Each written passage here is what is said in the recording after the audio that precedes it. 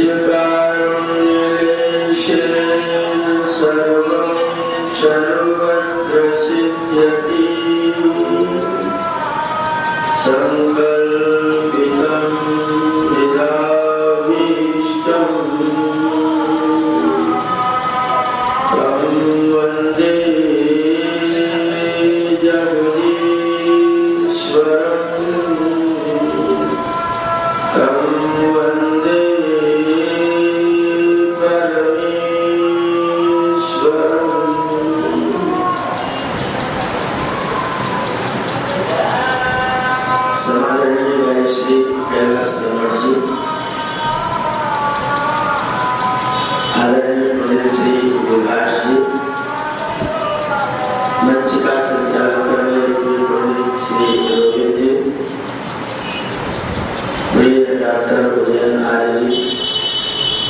वंदनीय मातृशक्ति समादरणीय सज्जनों, बड़ा अच्छा गीत आप सुन रहे थे। अगर ईश्वर की बातों पर जमाना चल गया होता तो ये आंधी नहीं आती, तूफान टल गया होता। ऋषि दयानंद सरस्वती कहते हैं कि मैं अपनी एक भी बात नहीं चलाना चाहता,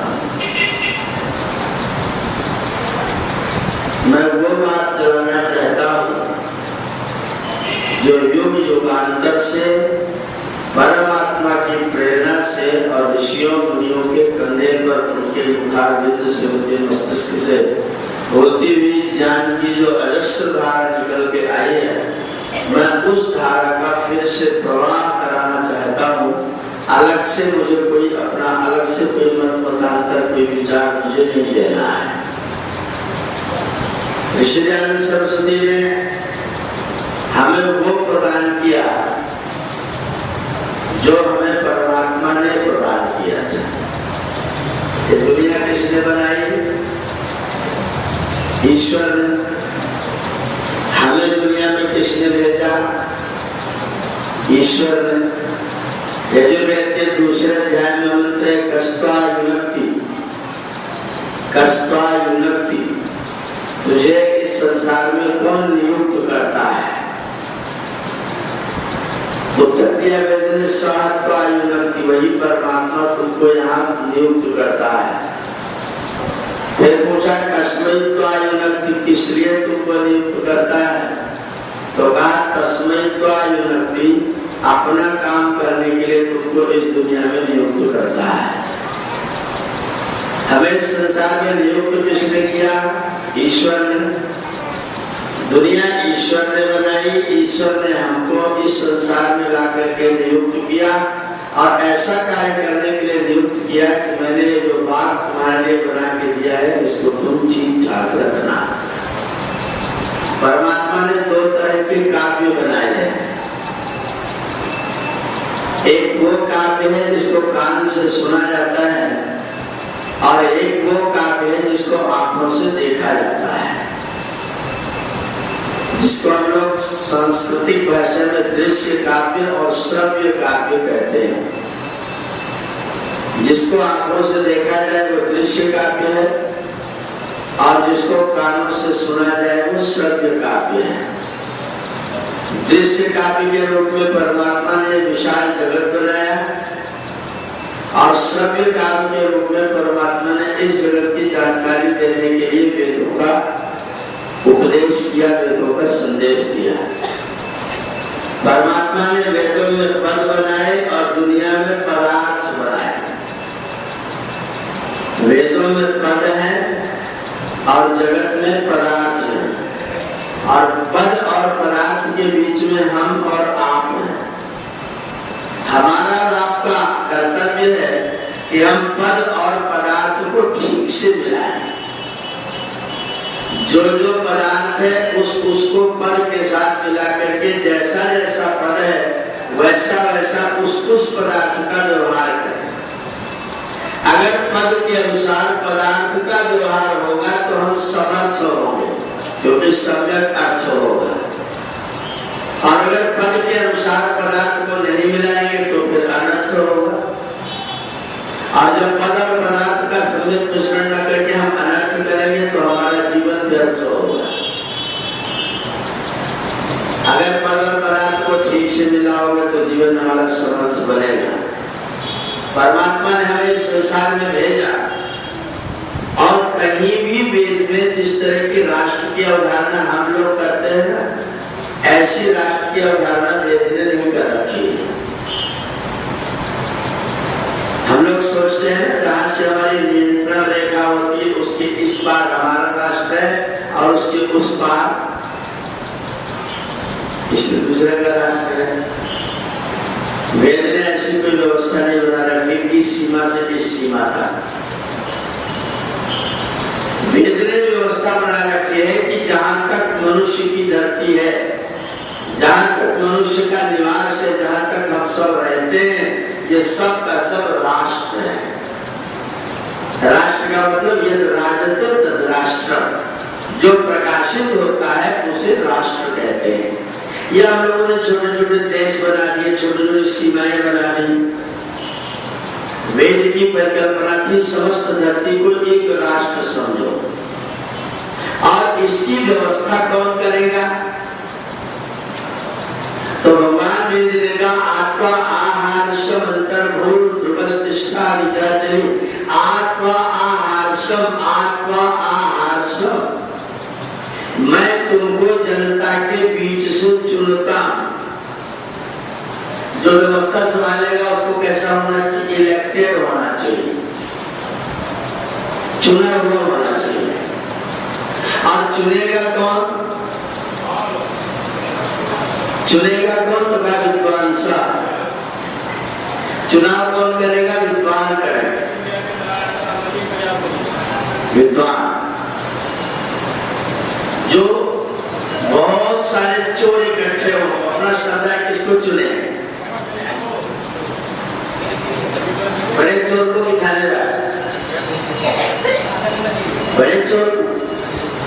विद्वान लोग अगर चयन करेंगे अपना मुखिया तो किसको चयन करेंगे? विद्वान को। मूर्ख लोग चयन करेंगे तो किसका चयन करेंगे? महामूर्ख।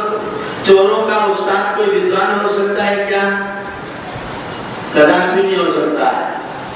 चोरों का उस्ताद हमेशा उनसे ज्यादा बड़ा चोर होगा, जो अधिक समझदारी से चोरी कर सके और पकड़ में ना आ सके। तो चयन कौन करे? व्यवस्था बनाने के लिए जो व्यवस्थापक हो उसका चयन कौन करे? हमने अपने देश का एक छोटा सा संविधान बनाया और इस संविधान में हमने सब लोगों को समान रखने के लिए एक ऐसी व्यवस्था बनाई कि प्रत्येक व्यक्ति अपने राजा का चयन करेगा। देखने में अच्छा लगता है, कहने सुनने में भी अच्छा लगता है कि हमारे देश में कोई भेदभाव नहीं है। एक व्यक्ति ने पीएचडी तक पढ़ाई किया, 18 साल तक विश्वविद्यालय में रगड़ मारता रहा, और एक आदमी स्कूल में ही नहीं गया। दोनों को एक लाइन में खड़ा करेंगे? ये वैदिक व्यवस्था नहीं है। वैदिक व्यवस्था है ना प्रयत्न फलात् व्यतिरिच्य, प्रयत्न को फल से पृथक नहीं करना चाहिए, परिश्रम को फल से अलग नहीं करना चाहिए। अगर कोई व्यक्ति परिश्रम करता है उसको उस परिश्रम के अनुरूप फल भी, जो व्यक्ति 200 मिलीग्राम जहर में बिक जाए, मैं उसका नाम नहीं लेता हूं, बहुत अच्छी चीज नहीं है, 200 मिलीग्राम जहर में बिक जाए, 50 रुपए की साड़ी में बिक जाए, मेरा दादा नाना चाचा मेरी जाति का है ये कह करके बिक जाए, वो व्यक्ति भी वोट देने के लिए उसी लाइन में लगा है जिस लाइन में जो व्यक्ति अपने जीवन की समस्त आवश्यकताओं का परित्याग करके भी अपने आप को बेचना पसंद नहीं करता, वो भी उसी लाइन में खड़ा है। ये बराबरी चलेगी? अधिक समय तक चलने वाली नहीं है, और अगर चलेगी तो मुश्किल पैदा होगा, अच्छाई पैदा नहीं हो सकती है। हमने क्या किया? पीएचडी को और अंगूठा टेक को दोनों को एक लाइन में खड़ा करके वोटिंग करवा दिया, और हमने सोचा कि अब अच्छे राजा का, उचित राजा का चयन होगा, लेकिन हुआ 68 साल तो हो गए, अभी तक तो हुआ नहीं। वैदिक व्यवस्था थी, विद्वान लोग राजा का चयन करें और उन विद्वानों को यह अधिकार हो कि जब चाहे तब राजा को उतार के नीचे उठा दें। अभी क्या है, हम राजा को चयन करेंगे, उसको मैं अपना मत दूंगा और वहां पहुंचते ही जो राजा मेरे सामने आके चरण स्पर्श करता था, गली गली में हाथ जोड़े घूमता था, वो वहां पहुंचने के बाद हमारा शासक हो गया और हम शासित हो गए। और 5 साल बाद वही आदमी फिर आएगा आपके पास और हाथ जोड़ेगा और हम फिर उसको अपना मत देंगे और फिर शासित होंगे और पूरे 5 साल तक उसको गाली देंगे। ये भी कोई व्यवस्था है, कोई सिस्टम। भगवान वेद जो व्यवस्था करते हैं वो कहते हैं कि जिस दिन तुमको ठीक न लगे उस दिन विद्वान लोग मिल करके एक मत होकर के व्यक्ति को नीचे उतारने की क्षमता रखते हो, ऐसे व्यक्ति को राजा बनाना चाहिए। 9,69,115 साल हो गए। कितना साल? 9,69,115 साल हो गए। श्री राम अपने पिता दशरथ की बात मान करके वन को चले गए थे। श्री राम वन को चले गए, उनकी अनुपस्थिति में भरत को ननिहाल से बुलाया गया, पिता की अंत्येष्टि कराई गई। अगले दिन राज्यसभा की बैठक बुलाई गई और राज्यसभा की बैठक में वशिष्ठ ने कहा कि भरत, तुम्हारे पिता ने तुमको राज्य दिया है, इसलिए तुम राज्य गद्दी को स्वीकार करो। भरत ने कहा मुझे स्वीकार है। जैसे भरत ने कहा स्वीकार है, सब लोग अति प्रसन्न हुए। जब सब लोग प्रसन्न हुए तो भरत ने कहा मैं राजा की हैसियत से तुमसे एक सवाल करना चाहता हूं। लोगों ने कहा कर लीजिए। राज्यसभा में कोई ऐसे वैसे लोग नहीं बैठे थे, गुरु वशिष्ठ बैठे थे, महामात्र सुमंत बैठे थे और अच्छे समझदार शिक्षित लोग राज्यसभा में बैठे थे। भरत ने कहा ये बताओ, जिस दिन राम को राज्य देने का विचार किया गया था उस दिन आप लोगों ने अपना मत राजा दशरथ को दिया था कि नहीं? सब लोगों ने कहा दिया था। बोले और जिस दिन दशरथ ने कैकेयी को राज्य दिया था उस दिन आपकी वोटिंग हुई थी कि नहीं? सबने कहा नहीं हुई। तुम्हारे मत ने श्री राम को राज्याभिषेक करने का अभिमत दिया था, तुम्हारे मत से राम को राजा बनाना निश्चित हुआ था, तुम्हारे मत से। जिस दिन तुम्हारा मत पड़ा उस दिन राज्य तुम्हारा था और जिस दिन दशरथ ने कैकेयी को राज्य दिया उस दिन राज्य किसका हो गया? जब राज्य तुम्हारा था तो दशरथ को क्या हक था अपनी पत्नी को कोई राज्य प्रदान कर देने का? राज्य किसी राजा का नहीं होता है, राज्य प्रजा का होता है और प्रजा ने मुझे राजा नहीं बनाया है, इसलिए जिसको प्रजा ने राजा बनाया है उसको मनाने के लिए सब के सब जंगल चलोगे और राम को वहां से मना करके लेकर के आओगे। राज्य प्रजा का होता है, राजा का। ये गति किसकी है? और मैं तो लोगों से कहता हूं सुनो, अगर किसी व्यक्ति के व्यक्तित्व से गति प्रशंसित होती है तो समझना कि व्यक्ति का महत्व है। अगर किसी व्यक्ति के बैठने से गद्दी प्रशंसित हो जाए तो व्यक्ति का महत्व है और अगर व्यक्ति गद्दी पर बैठ करके प्रशंसित हो तो गद्दी महत्वपूर्ण है कि व्यक्ति? तब तो गद्दी महत्वपूर्ण हो गई ना। और कुर्सी तो जड़ वस्तु थी, जड़ वस्तु पर कोई व्यक्ति आसीन हो गया, मंचासीन हो गया तो मंच सुशोभित हुआ कि तुम्हारे बैठने से या तुम सुशोभित हुए मंच पर बैठने से? अगर मंच तुमको सुशोभित होता है तो तुम 2 कौड़ी के आदमी हो। अगर तुम्हें कुर्सी सुशोभित करती है तो तुम 2 कौड़ी के आदमी हो। अगर तुम्हारे बैठने से कुर्सी सुशोभित होती है तो तुम्हारा अपना भी व्यक्तित्व है। कुर्सी व्यक्तित्व नहीं बननी चाहिए, व्यक्ति का व्यक्तित्व बनना चाहिए।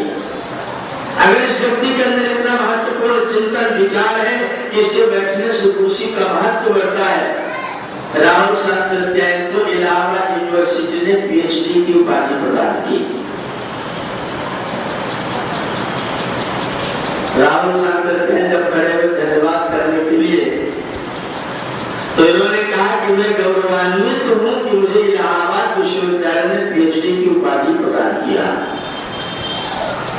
इलाहाबाद यूनिवर्सिटी के कुलपति खड़े हुए और बोले इस विश्वविद्यालय ने राहुल सांकृत्यायन को PhD की उपाधि दी, इसलिए यूनिवर्सिटी आज गर्व महसूस करती है। राहुल सांकृत्यायन को उपाधि प्रदान करके विश्वविद्यालय गर्व महसूस करता है। अगर ये विश्वविद्यालय गर्व महसूस करे तो राहुल सांकृत्यायन की PhD का महत्व है। अगर राहुल सांकृत्यायन गौरवान्वित हो इसका मतलब विश्वविद्यालय बड़ी चीज है। परीक्षा नीचे जो देखने की चीज है कि हम बड़े की कुर्सी बड़ी। अगर कोई कुर्सी पर बैठ करके बड़ा हुआ तो फिर वो कुछ नहीं हुआ। अगर कोई मंत्री की कुर्सी पर बैठ करके मंत्री हुआ तो फिर तो कुर्सी मंत्री में क्यों कहा का मंत्री है? क्योंकि उससे पहले तो तू मंत्र जानता ही नहीं था। मंत्र जानता तो जन्म से मंत्री होता, शुरू से मंत्री होता। जो मंत्री होगा वो तो हमेशा ही मंत्र देगा, विचार देगा, चिंतन प्रस्तुत करेगा, और नहीं तो कुर्सी पर बैठेगा तो मंत्र देना शुरू करेगा। तो कुर्सी का जो मंत्र होगा वही देगा। और कुर्सी का मंत्र क्या है? जाति में बंटो, वर्ग में बंटो, धर्म में बंटो, लेकिन वोट ये कुर्सी का मंत्र है। हमारे नेता लोग कौन सा मंत्र देते हैं? राष्ट्र का मंत्र देते हैं कि कुर्सी का मंत्र देते हैं? और दिन रात कुर्सी का मंत्र सोचते रहते हैं।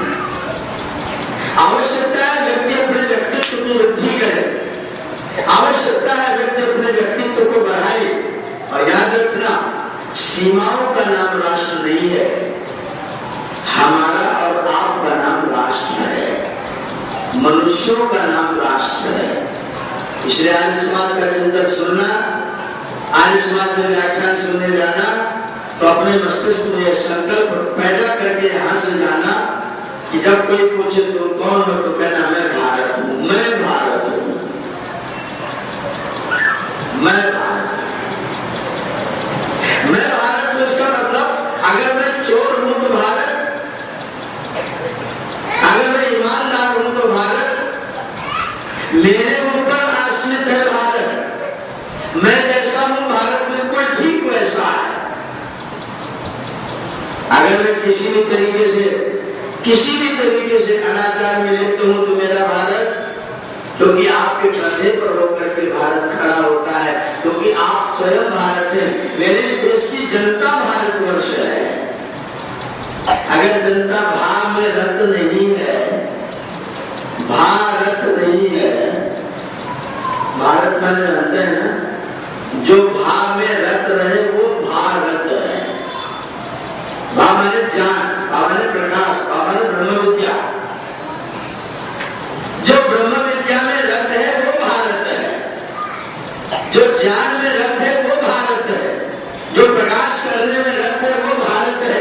अगर मैं ज्ञान करने में, प्रकाश करने में और ब्रह्म विद्या में रत हूं तो मैं भारत हूं, और फिर मेरा भारत अपने आप सारे विश्व का विश्वगुरु होगा और सारे विश्व में प्रशंसा का पात्र बनेगा। अगर मेरा चरित्र बिगड़ा हुआ है, अगर मेरा चरित्र बिगड़ा हुआ है, अगर मेरा चरित्र उन्नत कोटि का नहीं है, अगर मैं असत्य भाषण करता हूँ, अगर मेरे अंदर अस्तेय की भावना नहीं है, मैं निरंतर बिना परिश्रम के किसी चीज को प्राप्त करने का प्रयत्न करता रहता हूँ, तो मेरा भारत भी चोरों का भारत है। अपना परीक्षण कर लीजिए। आपने नन्हे मुन्ने छोटे छोटे बच्चों को शिक्षा दीजिए कि बच्चे बिना मेहनत के कोई भी चीज प्राप्त करने की कोशिश नहीं करनी चाहिए। एक घर में माता थी, पिता थे, बहन थी, और इन्हीं के घर में एक छोटा बच्चा था 5 साल का। पिताजी ने उस बच्चे को एक दिन 5 रुपए का एक सिक्का दिया, बोले बेटा लो। उस बच्चे ने ले लिया और लेकर के पिताजी ने कहा इसको ले जाओ कुएं में फेंका। इस बच्चे ने ले जाके आराम से कुएं में फेंक दिया। अगले दिन माँ ने 5 रुपए दिए, ले जाओ कुएं में फेंका, झट से फेंक दिया। अगले दिन बहन ने 10 का सिक्का दे दिया, ले जाओ फेंका, उसको भी फेंक दिया। अगले दिन पिताजी ने कहा कि अमुक सामान अपने सिर पर रख ले और ले जाके अमुक के घर में रख के आया, तुझे 5 रुपया दूंगा। छोटा ही बच्चा था, 2 किलो की गठरी थी, सिर पर लादा, पसीना पसीना हो गया, वहां तक पहुंचाया, लौट के आया। पिताजी ने इसको 5 रुपया दिया, इसने आराम से हाथ में पकड़ा। पिताजी ने कहा ले जा इसको कुएं में फेंक दिया। इस बच्चे ने पैसे को ऐसे पीछे किया, बोले पसीने से तर हो गया, कपड़ा सारा भीग गया, कुएं में फेंका, खबरदार नहीं फेंकने जाऊंगा। पिताजी ने इसकी पीठ पर हाथ में रखा, बच्चे कल जब मैंने तुझे 5 रुपया दिया था उसे तू आराम से कुएं में फेंक गया था, आज क्या हुआ? बोले आज मेरी मेहनत का कमाया हुआ है। अगर मेरे बच्चे मेहनत का कमाया हुआ प्राप्त करेंगे तो फेंकेंगे, और अगर आपने अपने बच्चों को यूं दे रखा है तो फिर उनको फेंकने में क्या फर्क पड़ता है? इसलिए अपने बच्चों को सिखाना। ऋषि दयानंद सरस्वती की जो कोई प्रशंसा करता है, सुनो क्या कहते हैं? कहते यह राजनियम, सत्यार्थ प्रकाश का 3रा समोल्लास। ऋषिवर कहते यह राजनियम और समाज नियम होना चाहिए। या राजनियम और समाज नियम होना चाहिए कि कोई भी 5 वर्ष से ऊपर, 8 वर्ष से ऊपर का बच्चा बिना विद्यालय गए ना रहे। चाहे वो राजा का बच्चा हो, चाहे वो रंग का बच्चा हो, प्रत्येक बच्चे को अनिवार्य रूप से आचार्य के पास जाकर शिक्षा प्राप्त करना आवश्यक हो। और आचार्य कुल में चाहे राजा का बच्चा हो, चाहे रंग का बच्चा हो, सब एक श्रेणी में रह करके एक समान खान पान, आचार व्यवहार और वस्त्र इत्यादि की व्यवस्था आश्रम में होनी चाहिए। चाहे वो बच्चा राजा का हो और चाहे वो बच्चा रंग का क्यों ना हो, लेकिन सबको एक कैटेगरी में रखना चाहिए। आज हमने क्या कर रखा है? हमने क्या किया है? जिसके माता पिता के पास पैसा है वो अपने बच्चे को उस स्कूल में भर्ती करेंगे जिसकी डोनेशन 1 लाख रुपया है। जिनके पास पैसा नहीं है वो बेचारे प्राइमरी में मिड डे मील खा खा के शिक्षा प्राप्त करेंगे। सरकार कहती है हम सबको बराबरी पर लाना चाहते हैं। बराबरी पर लाने का तरीका क्या है? आधे बच्चों को प्राइमरी में पढ़ा के मिड डे मील खिलाना और आधे बच्चों को 1 लाख वाली शिक्षा प्रदान करना। आधे बच्चों को ऐसे विद्यालयों में भर्ती कराना जहाँ एक काम सेवक करता है, झाड़ू पोछा बर्तन बर्तन सब लेकर के, और फिर भी बच्चे के पास में कुछ न कुछ खाने का, पीने का, अनेक तरह का सामान पहुंचा रहता है। और दूसरी तरफ वो बच्चा है जो सवेरे बेचारा नहाया भी नहीं, माता जी झाड़ू लगा रही थी, इसने अपना बम पुलिस का ड्रेस पहना। बंगाल की ड्रेस पहने जाता है, यूपी में सरकार ने बम पुलिस वाला ड्रेस लगा रखा। तिरछी मिर्ची बिना नाम की खादी के कपड़े बच्चे पहने हुए और हाथ में थाली लेके पढ़ने जाते, किताब भले घर रख के चले जाए। मैं देखता हूँ मेरा सिर शर्म से झुक जाता है, ये बच्चा पढ़ने जा रहा है कि खाने जा रहा है। बच्चे विद्यालय में थाली लेके जाते हैं, भोजन बनता है, खाते पीते और खाने के बाद एक भी नहीं रुकता है, फिर से घर चले जाते हैं। हमारे ऋषि कहते हैं भूखे भी रहना पड़े तो विद्यार्थी का कर्तव्य विद्या अर्थो यस्य, उसका विद्या ही अर्थ है, उसका विद्या ही जीवन का उद्देश्य है। उसका जीवन का उद्देश्य भोजन नहीं, बसन नहीं, मोबाइल नहीं, साइकिल नहीं, खाना घूमना फिरना नहीं, ईट ड्रिंक एंड बीमारी नहीं। ये मैं नहीं बोलता, मैं बीमारी बोलता। जो मर्जी है हॉट डॉग खा जाओ, हॉट डॉग। हिंदी में करें हॉट डॉग का अनुवाद तो क्या होगा? पता नहीं कैसे लोगों ने शब्द दिया हॉट डॉग, गरम कुत्ता। ये भोजन है। ये भक्ष्य है और ये खिला रहे अपने बच्चों को। मेरा बच्चा जो पाएगा वो खाएगा पिएगा, और वो बच्चा माता पिता भी चाहते हैं कि काम ना करना पड़े और धन आ जाए। परिवार के सब लोग चाहते हैं कि जैसे तैसे करके धन आ जाए, पैसा सरकार दे दे, सफाई सरकार कर दे, सड़क सरकार बना दे, नाली की सफाई सरकार कर दे और हम आराम से रहें। घर बनाने के लिए भी पैसा मुझको सरकार दे दे और मुझको कुछ भी उत्तरदायित्व का पालन, मेरी कोई यूटिलिटी नहीं, सारी यूटिलिटी सरकार की, क्योंकि मैंने उसको वोट दिया है। याद रखना, अगर किसी बच्चे को बिना परिश्रम का धन मिलेगा तो धन की कीमत उसके एवज कभी भी आ नहीं सकती। इसलिए ईश्वर दयानंद सरस्वती कहते हैं कि अपने बच्चों को प्रारंभिक अवस्था में तपस्या अवश्य करवाना। जिस घड़े ने तपस्या नहीं की है उसमें पानी भरा जा सकता है क्या? भर सकते हैं। जिस घड़े ने तपस्या नहीं की, अग्नि में पड़ के तपा नहीं, जिस सोने में अपने आप को तपाया नहीं, वो आपके कान का आभूषण बन सकता है क्या? जिस कपड़े ने तपस्या नहीं की है वह आपको सुभूषित कर सकता है क्या? जिस शरीर ने तपस्या नहीं की है वह आपके जीवन की मंजिल को ठीक से प्राप्त करा सकता है क्या? नहीं। लेकिन हमने अपने बच्चों को क्या सिखाया है? तपस्या छोटे लोग करते हैं, बड़े लोग तपस्या, मेहनत बड़े लोगों को नहीं करनी चाहिए। तुम इतने बड़े घर के बच्चे हो, कपड़ा अपने आप धोते हो, तुम इतने बड़े घर के हो, कपड़ा तुम अपने आप धोते हो, इतने बड़े घर के हो, खाना अपने आप बनाते हो, होटल में नहीं खाते। बड़े घर के हो इसलिए खाता कबाब, पीता शराब, में बड़ा आदमी हूं जनाब। ये बड़ा आदमी कैसे बना है? बड़ा आदमी कैसे बना है? MBBS MS डॉक्टर है, रात को गांव में जाता है मरीज को देखने के लिए, शर्त लगा के जाता है कि 500 रुपए फीस लेता हूं अगर घर जाता हूं। जिस मरीज को देखने के लिए गया है उस मरीज को देखने के लिए किसी गरीब रिक्शे वाले के पास बैठ करके, रिक्शे पर बैठ करके गया है। वहां पहुंचता है तो मरीज को आला लगाता है तो पता लगता है मरीज तो गया। इसको जब वो व्यक्ति कहता है कि आपने बहुत प्रयत्न किया, मैंने प्रयत्न किया, लेकिन परमात्मा को मंजूर नहीं था, आप जा सकते हैं। डॉक्टर बुलाता है उस आदमी को और कहता है मैं जा तो रहा हूं लेकिन तुम्हारे कहने से मैं आया हूं, जो फीस तय हुई थी वो तो तुमको देनी पड़ेगी।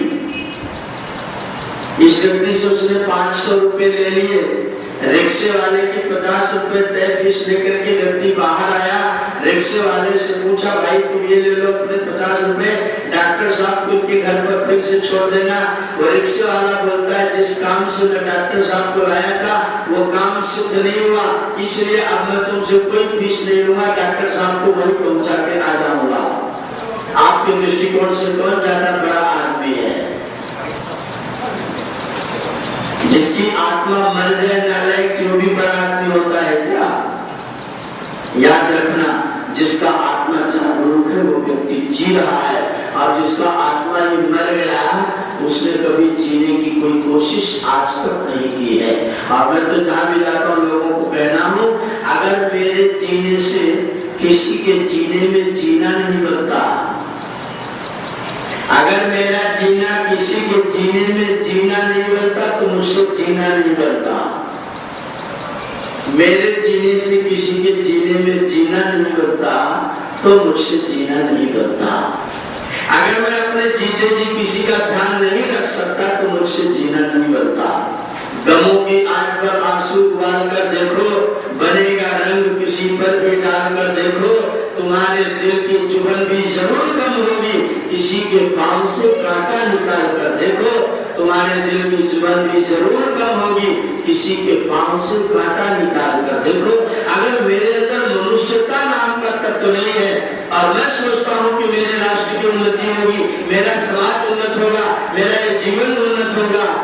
तो उन्नति करते रहना, बड़ी बड़ी गाड़ियां लेकर के, अच्छे अच्छे कपड़े पहन करके, लेकिन राष्ट्र की उन्नति होने वाली नहीं है। राष्ट्र की उन्नति बहुत ऊंचे भवनों से नहीं होती। राष्ट्र की उन्नति बहुत महंगे इंपोर्टेड कपड़े और कारों से भी नहीं होती। राष्ट्र की उन्नति होती है जब राष्ट्र में रहने वाला नागरिक चरित्रवान होता है। जब आपके पास में चरित्र नाम की पूंजी एकत्र होगी तो मेरा राष्ट्र अपने आप सारे संसार का गुरु कहलाएगा। अगर मेरे पास चरित्र की पूंजी नहीं होगी तो फिर मैं कुछ और होऊंगा, मनुष्य तो नहीं हो सकता हूं। जो वेद के संदेश से सारे संसार को समझने का, वेद भगवान कहते हैं मित्रस्य चक्षुषा सर्वाणि भूतानि सभी क्षमता। वेद ने कहीं नहीं कहा कि जाओ और मारपीट के उनके ऊपर कब्जा कर लो, उनके देश पर शासन कर लो और अपने राज्य को बढ़ा लो। वेद का ऐसा कोई आदेश नहीं। वेद ने अपने राज्य को बढ़ाने का आदेश कहीं भी नहीं दिया। वेद ने दुष्टों के दमन की बात तो कही, दुष्टों के दलन की बात तो कही, लेकिन अपने राज्य सत्ता को आगे तक बढ़ा लो, किसी को सता के, किसी को मार के, वेद का ऐसा कोई आदेश नहीं है। वेद तो कहता है किरणवंतो विश्वम आर्य, सारे संसार को उत्तम बनाने की कोशिश करो, श्रेष्ठ बनाने की कोशिश करो। संसार में एक होता है शासन, एक होता है प्रशासन और एक होता है अनुशासन। मैंने कोई बात कही, आपने मान ली, यह है शासन। मैंने कोई बात कही, आपने स्वीकार नहीं किया, मैंने डंडा उठाया, पुलिस लगा दी, सेना लगा दी, आपको मनवा दिया, इसका नाम क्या है? प्रशासन। और किसी को कहना ही नहीं पड़ा, आप अपने आप व्यवस्थित ढंग से चल रहे थे, इसका नाम है अनुशासन। वैदिक व्यवस्था यह है कि राष्ट्र में अनुशासन आना चाहिए, प्रशासन नाम की चीज दुनिया में नहीं रहनी चाहिए। जो स्वतंत्र शब्द है ना, स्वतंत्र, मैंने बच्चों से पूछा स्वतंत्र माने, बोले तत्व माने शासन, स्वमाने अपना। मैंने कहा किसके ऊपर? बोला सबके ऊपर। मैंने कहा फिर तो वो परतंत्र हो गया। परतंत्रता कहाँ मरी? मेरा शासन आपके ऊपर है तो आप परतंत्र हैं, आपका मेरे ऊपर है तो मैं परतंत्र हूं। परतंत्रता तो जीवित है। फिर क्या कहें? सबको स्वतंत्र कर दो। स्वतंत्र क्या है? अपने अपने तंत्र में सब रहे।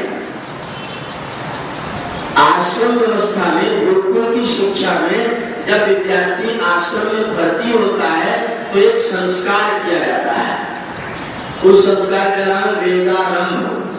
वेद का, विद्या का आरंभ, ज्ञान का आरंभ। विद्यार्थी जब वेदारंभ करता है तो आचार्य डंडा लेकर के खड़ा होता है, विद्यार्थी उसके सामने खड़ा हो जाता है और विद्यार्थी कहता है यो में डंडा परापदर, हे आचार्य जी, ये जो डंडा आपके हाथ में है ना, वो आपका नहीं, मेरा है। आचार्य ने पूछा तेरा कैसे आया? बोला इससे पहले जन्म में मैं इसी को लेकर तो चला करता था, मेरे हाथ में था, छूट गया था। यो में डंडा परापदर, मेरा ये डंडा छूट गया था, खो गया था, आप मुझे दे दीजिए ना। भैया ऐसो अधिभूम्याम तब हम पुनरादते, आप उस डंडे को मैं फिर से लेता हूँ। आचार्य ने कहा डंडा क्या करेगा? बोले दीर्घायु है, क्योंकि वो दीर्घायु होना चाहता। बड़ी विचित्र प्रक्रिया है। मैं डंडा लेना चाहता हूँ जिससे मैं दीर्घायु बनूं, मैं डंडा लेना चाहता हूँ जिससे मैं ब्रह्मवर्चस्वी बनूं, और मैं डंडा लेना चाहता हूँ जिससे मैं बलवान बनूं। कौन व्यक्ति दीर्घायु होगा? जिसके हाथ में डंडा होगा। तत्पर संयतेन्द्रिया, जिसकी अपनी इंद्रियों पर अपना शासन कार्य कर रहा होगा। कौन बलवान होगा? जिसका अपनी इंद्रियों पर अपना शासन होगा। कौन ब्रह्मवर्चस्वी होगा? वो होगा जिसके ऊपर अपना शासन होगा। और जिसके ऊपर अपना शासन, जिसका मन के ऊपर शासन नहीं, वो संसार को बस में करने चलेगा तो संसार को बस में होने से दूसरों के बस में चलेगा। इसलिए अगर दुनिया पर शासन करना हो तो सबसे पहले अपने वश के ऊपर, अपने मन के ऊपर शासन कर लेना चाहिए। कह रखा, वेद ने तो संदेश दे रखा, ब्रह्मचर्येण राजा, ब्रह्मचर्येण तपसा राजा राष्ट्रों विरक्षते। ब्रह्मचर्य के तप से राजा राष्ट्र की रक्षा करता है। अगर इसके अंदर तप नहीं है तो राजा राष्ट्र की रक्षा, अगर मेरे ऊपर कोई तंत्र नहीं है तो मैं किसी के ऊपर कोई तंत्र नहीं कर सकता हूं। इसलिए सर्वश्रेष्ठ सर्वोत्तम व्यवस्था है, मैं अपने जीवन में अनुशासन को लागू कर लूं। डंडा मेरे हाथ में रहे, आचार्य के हाथ में रहेगा तो प्रशासन हो जाएगा, पुलिस के हाथ में रहेगा तो प्रशासन हो जाएगा, मेरे हाथ में रहेगा तो शासन और अनुशासन हो जाएगा। इसलिए ब्रह्मचारी डंडे को अपने हाथ में ग्रहण करता है और कहता, आज के बाद आपको डंडा उठाने की कोई जरूरत। भारतवर्ष का जो बजट है उसमें शिक्षा का बजट 3% है और सुरक्षा का बजट 13% है। शिक्षा का बजट 3% और सुरक्षा का बजट 13%। अच्छा, 13% बजट के बाद क्या आप बड़े साहस से कह सकते हैं कि हम सुरक्षित हैं? ना आप सुरक्षित हैं, ना आपकी सीमाएं सुरक्षित हैं। आप भी सुरक्षित नहीं। एक घर में 14 ताले मैंने देखे हैं, 14 ताले। अंदर लेटेगा उसमें डबल कुंडी, उसमें भी 3 दरवाजे, लॉक दरवाजा, फिर एक जंजीर, फिर एक चटकनी। बाहर निकला तो फिर एक ताला, बाहर निकला तो फिर एक ताला और सबसे बाहर शटर लगाया तो 3 ताला। मैंने कहा, आप आराम से सोएगा, आप सुरक्षित है? बोला, नहीं, पिस्टल रख के सोता हूं। सुरक्षित है क्या? ना मैं सुरक्षित, न मेरी सीमाएं सुरक्षित। और बजट कितना है? 13%। मैंने भारत सरकार को निवेदन किया, मंच से निवेदन किया खुलेआम कि शिक्षा का बजट कर दो 13%, सुरक्षा का कर दो 3%। किसी को पुलिस बनाने की जरूरत नहीं पड़ेगी। व्यक्ति शिक्षित होगा तो चोरी कौन करने आएगा? ये डकैती कौन मारेगा? ये आतंकवादी नक्सलवादी कौन बनेगा? हमने शिक्षा का प्रचार नहीं किया, शिक्षित हो गए तो मेरे काम का प्रचार नहीं किया और मैंने अपने 1 रुपया किलो चावल बेचूंगा, खाओ आराम से, ठाक से रहो। 1 महीने में 35 किलो चावल दूंगा, 2 रुपए किलो। कुछ करने की जरूरत नहीं। एक दिन में 160 रुपया मजदूरी मिलेगी और 70 रुपये में 35 किलो चावल मिलेगा। मैंने गुरुकुल में मजदूर लगाया, 2 दिन काम का उसको पैसा दे दिया, तीसरे दिन आया ही नहीं। मैं साइकिल लेके उसके घर गया, मैंने कहा, भैया आज तू आया नहीं? बोला, कोई 4-5 दिन का काम हो गया, खत्म हो जाएगा तब आऊंगा। ऐसा आदमी कभी धनी हो सकता है? 5250 साल पहले महात्मा बुद्ध ने एक बहुत गजब की बात कही और उसने कहा कि 2 लोगों को पानी में डुबा के मार डालना चाहिए। 2 लोगों को पानी में डुबा के मार देना चाहिए। दुर्योधन बड़ा शातिर था, उसने कहा अगर तैर के ऊपर आ जाए तो विदुर ने कहा गले में मोटा मोटा पत्थर बांध के डुबाना चाहिए। दुर्योधन का वो दोनों है कौन? कृष्ण और अर्जुन। किसको डुबाया जाए? विदुर ने कहा 2 जले निवेश करो, गले बद्धा दृढ़ाम शिला। बड़े बड़े पत्थर बांध के 2 लोगों को गहरे पानी में डुबा देना चाहिए। नायकों को क्यों? किसको? का धनवंतम अनादानम दरिद्रम च तपस्विनम। जिसके पास धन है किसी को देता नहीं और गरीब है लेकिन मेहनत करता नहीं। इन 2 लोगों को डुबा के मार देना चाहिए। धन है किसी की सहायता नहीं करता और गरीब में मेहनत नहीं करता। फ्री में खिलाइए, बिना परिश्रम के दीजिए। किसी भी व्यक्ति को परिश्रम करने का कोई स्वाद, तब करने की कोई गुंजाइश हमने और आपने छोड़। याद रखना, हमारे यहाँ प्रत्येक व्यक्ति के लिए ये कह रखा है कि ये चीज जरूर करना। किसी ने कहा कि सामग्री ना हो तो क्या करें? बोले संविधा जरूर डाल देना। ये सामग्री ना हो तो संविधा डाल देना। बोले संविधा भी ना हो तो क्या करें? बोले 1 कमंडल में पानी ले लेना, 1 गिलास में पानी ले लेना, कमंडल से गिलास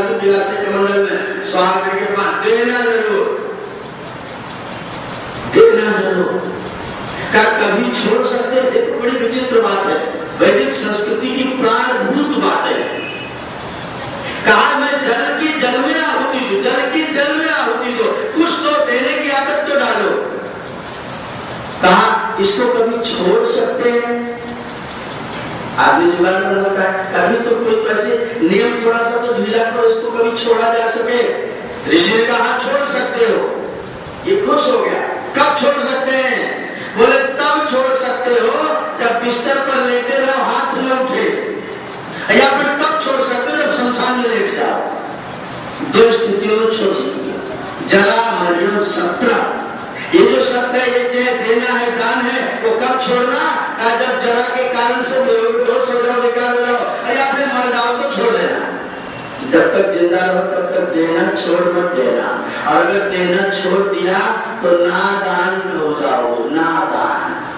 दान ना करे, दान ना करे तो नादान हो जाओ। अब मेरे पास तन है, मैं किसी को नहीं देता, मेरे पास मन है, मैं किसी को नहीं देता, अपने मन को विरोध में खड़ा कर देता हूं, मन को अनुरोध में खड़ा नहीं करता, विरोध में खड़ा करता हूं। आप कुछ नहीं कर सकते, मन तो हमारे पास है। इस मन को कदाचित अनुरोध में आप बहुत अच्छा कार्य कर रहे हैं, मैं आपका समर्थन करता हूं। हम क्या करते हैं? अच्छा कार्य करा तो अच्छा, इसके पास ज्यादा हो गया है। मेरे गांव का गरीब आदमी दूध भात खा रहा था, गरीब का लड़का, ऐसे छोटे बच्चों को दरवाजे पर मां ने दिया, थाली लेकर के दरवाजे पर निकल आया बाहर, दरवाजे पर बैठ के भात ऐसे मीज मीज के दूध भात खा रहा था। हमारे गांव के बाबा जी, पंडित जी उधर से होकर के निकले, 1 मिनट के लिए उसका दूध भात देखा, और जब बाहर थोड़ा सा आगे बढ़े, बोले कहो ये सारे दूध भात खाने लगे। मैंने कहा दूध आपके घर से आया था क्या? बोले हमारे घर से तो नहीं आया। मैंने कहा चावल आपके घर से आया था क्या? बोले मैंने कहा आपने पकाया था क्या? बोले मैंने कहा फिर उसका दूध भात देख के क्या आपकी छाती तो फट रही है? बोले जब ये दूध भात खाएंगे तो हमारा काम ही नहीं करें।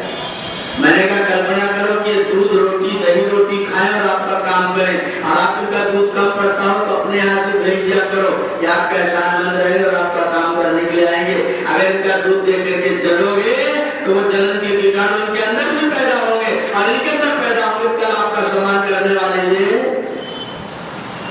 आप किसी को सुखी देख करके परेशान होते हैं और सोचते मेरा देश, मेरा राष्ट्र, जनगण मन अधिनायक, सब झूठ, सब भरे, सब गलत बातें, सब गलत बात। अगर आपके अंदर विशाल हृदय नहीं है, अगर आपके अंदर उदात्त चरित्र नहीं है, अगर आप सारी धरती के मनुष्यों को अपने गले लगा लेने के लिए तैयार नहीं है, अगर आप हाथ से हाथ मिला करके उसको अपने बराबर लाने के लिए तैयार नहीं है, और फिर आप सोचते हैं मेरा राष्ट्र उन्नति करेगा, आप बहुत बड़े फरेब में, बहुत बड़े आडंबर में फंसे हुए हैं। जब तक धरती पर विभिन्नताएं रहेंगी, हमें उल्लू बनाया गया है और बहुत दिन से बनाया जा रहा है।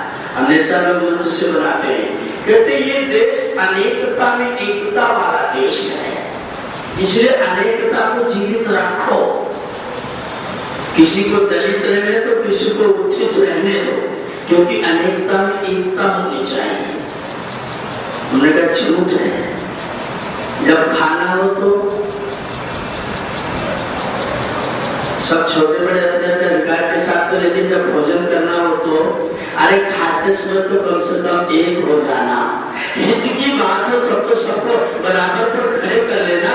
दौड़ लगवानी हो तो सबको एक लाइन में लगा लेना। अरे तुमने दौड़ के लिए किसी को दोनों स्कूल में भर्ती कर रखा है, किसी को प्राइमरी में भर्ती कर रखा है, एक किसी स्तर पर जीता है, किसी स्तर पर जीता है, और आप हमको भारत में फंसाते हो, कहते कि अनेकता में एकता वाला देश है। एकता वाला देश किसको कहिए? आप उस एकता में अपने हाथ को इतना फैलाइए कि इसमें सब समाहित हो जाए। यजुर्वेद के 36वें अध्याय का मंत्र है, वित्तस्य चक्षुषा सर्वाणि भूतानि समीक्षन्ताम्। जगत के समस्त प्राणियों को मित्र की दृष्टि से देखो, सारे संसार के लोगों को अपना बनाने की कोशिश करो। एक गाय, एक छोटी सी मक्खी भी मनुष्य का कल्याण करती है। तुम मधुमक्खी से भी गए मिलते हो क्या? धतूर के मदार के फूल पर बैठती है, नीम के फूल पर बैठती है, सत्यानाशी के फूल पर बैठती है, बबूल के फूल पर बैठती है, और उसके अंदर जितनी कड़वाहट होती है सारी कड़वाहट को अपने डंक में रख लेती है और आपके लिए निकालती है तो अमृत जैसा शहद निकालती है। कड़वाहट को अपने पास रखती है और मधुरता को आपको प्रदान करती है, और आप मधुरता अपने पास रखना चाहते हैं और कड़वाहट समाज में बांट देना चाहते हैं और सोचते मेरा समाज उन्नत होगा, मेरा राष्ट्र उन्नत होगा। सबको नीलकंठ बनना पड़ेगा, सबको जहर पीना पड़ेगा और जहर अपने लिए पीना पड़ेगा। सबको भगवान शंकर की तरह नीलकंठ बन जाना पड़ेगा। जहर पियो, बुराइयों को स्वीकार करो, लेकिन उसको सबके लिए नहीं, सबके लिए अच्छाइयां उगलो, सबके लिए अच्छाइयां उगलो। दीपक अंधेरे को खाता है और कालिमा बनता है, आसपास में कालिमा बोलता है। और आप क्या करते हैं? आप प्रकाश को ग्रहण करिए, प्रकाश को फैलाइए। दुनिया के अंदर जो गुण है उनको ग्रहण करिए, गुणों को फैलाइए। दुर्गुणों की ओर आपकी दृष्टि न जाने पाए, दुखों की ओर अगर आपकी दृष्टि जाए तो आपके भाव में करुणा हो, सुख की ओर आपकी दृष्टि जाए तो आपके मन में मुदिता हो, प्रसन्नता हो, आनंद हो। किसी को दुखी देखे तो मेरा हृदय करुणा से भर जाए, किसी को सुखी देखे तो मेरा हृदय आनंद से भर जाए और मैं को वाह मेरे एक भाई ने आत्मोन्नति करके अपने आप को इस स्तर पर पहुंचा दिया, ये विस्तर पर पहुंच गया, विशेष स्तर पर पहुंच गया। बात हो जाए तो सब ठीक हो जाए। अरे किसी को विशेष स्तर मिले, 20 स्तर मिल जाए तो उसका धन्यवाद करिए, उसके साथ में प्रसन्नता का भाव बनाइए। और याद रखना, अगर आप किसी को देख के प्रसन्न होते हैं तो उसका भले ही ना हो, आपका कल्याण तो पक्का है। क्योंकि यदि कोई व्यक्ति पूरी उमंग के साथ, पूरे आनंद के साथ, पूरा खुलकर एकदम ठाका मार के जवाब हंसते हैं तो आपके शरीर के अंदर से डेल्टा नाम की किरणें पैदा होती है। डेल्टा किरणें आपके शरीर में पैदा होती है और वो डेल्टा किरणें आपके शरीर को इम्यूनिटी पावर देती हैं, ऊर्जा देती हैं, आपकी रोग प्रतिरोधक क्षमता को बढ़ा देती है और आपको बीमार होने से बचा लेती है। और जब आप ईर्ष्या से, द्वेष से, कपट से, छल से, क्रोध से अपने आप को भर लेते हो तो आपके अंदर बीटा नाम की किरणें पैदा होती है जो आपको पहले पीट करती है, बाद में सामने वाले को भी पीट करती है। आप भी कष्ट में हैं, अपने रोग प्रतिरोधक क्षमता, और वैज्ञानिक लोग, डॉक्टर लोग जो भयंकर रूप से कोई व्यक्ति यदि क्रोध करता है तो अपने रक्त के अंदर के सफेद कणों को नष्ट कर देता है। अब कहते हैं आपके हृदय में आनंद पैदा होगा, आपके हृदय में प्रसन्नता पैदा होगी, अंदर से कोई चीज बाहर निकल करके आ जाएगी और ऐसी मजे की बात होगी कि हमने चाहा ही नहीं, वरना हालात बदल सकते थे। तेरे आंसू मेरी आंखों से निकल सकते थे, तुम तो ठहरे हुए झील के पानी की तरह। अरे दरिया बनते तो बहुत दूर निकल सकते थे, दरिया बनते तो बहुत दूर निकल सकते थे, दरिया बनते तो जगत का कल्याण करते। आपके आसपास में जो आता हरा भरा रहता, झील बन जाते, वहीं बड़े-बड़े सड़ते रह जाते हो। अपने आप को फैलाओ, अपने आप को थोड़ा सा बड़ा बनाओ। मित्र से चक्षुषा सर्वाणि भूत विवेक का संदेश ऋषि दयानंद सरस्वती कहते हुए अपनी कोई बात नहीं कहता हूँ, मेरे पीछे खड़े होने की जरूरत नहीं है। मैं सारी दुनिया के लोगों को वेद के पीछे लेकर जाना चाहता हूँ। ये दुनिया ईश्वर के द्वारा निर्मित है, परमात्मा ने वेद का ज्ञान प्रदान किया है और आर्य समाज चाहता है, ईश्वर दयानंद सरस्वती चाहते हैं कि मेरा समाज वेद की आज्ञा के अनुरूप रहे, इसलिए आर्य समाज विश्व का वैदिकीकरण कर देना चाहता है। आर्य समाज विश्व को वेद का पाठ पढ़ा देना चाहता है। किसी को डिफीट करके उसके ऊपर शासन करना, इसमें आपका कोई बड़प्पन नहीं है। किसी के दिल को जीत करके उसको अपना बना लेना, इसमें आपका बहुत बड़ा बड़प्पन है। अगर आप अपने गुणों के द्वारा उसके दिल को जीत करके उसको अपना मुरीद बनाते हैं तो निश्चित तौर पर आप धर्म का विकास करते हैं। अगर किसी को दबा करके आप अपना मुरीद बनाते हैं तो आप विकास तो नहीं करते हैं, बल्कि अधर्म को बढ़ावा देने की कोशिश करते हैं। तो वेद के संदेश को जीवन में लागू करें, वैदिक व्यवस्था को जीवन में धारण करें। वेद ने जो आदेश दिए, सारे संसार के लोगों को आज बनाओ और उसके लिए इंद्रम वर्धनता ऐश्वर्य को बढ़ाओ, इंद्रम वर्धनता ऐश्वर्य को बढ़ाओ। अपघनता अरावणा, जो द्वेषी कपटी छली लोग हैं उनको अपघनता का निवारण करो और आर्य लोगों को श्रेष्ठ लोगों को बढ़ाने की कोशिश करो। श्रेष्ठता बढ़ेगी, संसार में सुख बढ़ेगा, धर्म बढ़ेगा, सुख बढ़ेगा, अधर्म बढ़ेगा, दुख बढ़ेगा। और धर्म के नाम पर भी पता नहीं क्या क्या बढ़ाते हैं। अगर कथा व्यथा को न हरे तो जान लेना कि कथा में कुछ न कुछ गड़बड़ी है। समाज में कथा बढ़ती जाती है, व्यथा भी बढ़ती जाती है। कथा बढ़े तो व्यथा भगनी चाहिए। ऐसी कोई कथा हो जो व्यथा को दूर करती हो, वो कथा मेरे समाज में चले और हम सारे समाज की व्यथा को दूर करने का, अपने को कष्ट दे करके दूसरों के सुख को संजोने वाला, निश्चित तौर पर मानवीय धर्म का पालन करने वाला है। और अपने सुख को देख करके दूसरों को दुखी करने वाला, मानव धर्म की हत्या करने वाला है। जितना जितना मानव धर्म का विकास होगा उतनी उतनी राष्ट्र की उन्नति होगी, क्योंकि राष्ट्र आपके कंधे पर बैठ करके उन्नति को प्राप्त करता है। इसलिए हमारा जैसा चरित्र होगा राष्ट्र का वैसा चरित्र होगा, हम जैसे होंगे राष्ट्र भी वैसा होगा। इसलिए हम प्रयत्न करेंगे अच्छे बने, जिससे हमारा राष्ट्र अच्छा बने और हम सब के लिए सुख की कामना कर सके। मित्रस्य चक्षुषा सर्वाणि भूतानि समुच्यन्ता संगच्छध्वं संवदध्वं संगो मनांसि जानताम देवा भागम यथा पूर्वे सज्जानाना उपासते। प्रेम से मिलकर चलो, बोलो सभी जानी बनो, पूर्वजों की भांति तुम कर्तव्य के मानी बनो। सर्वे भवन्तु सुखिनः, सर्वे सन्तु निरामयाः, सर्वे भद्राणि पश्यन्तु, मा कश्चित् दुःख भाग् भवेत्, मां कश्चित् दुःख भाग् भवेत्। मेरे राष्ट्र में सब सुखी रहे, सब आनंद रहे, इस कामना के साथ इस समय के लिए अपनी वाणी को विराम देता हूं। ओम शांति।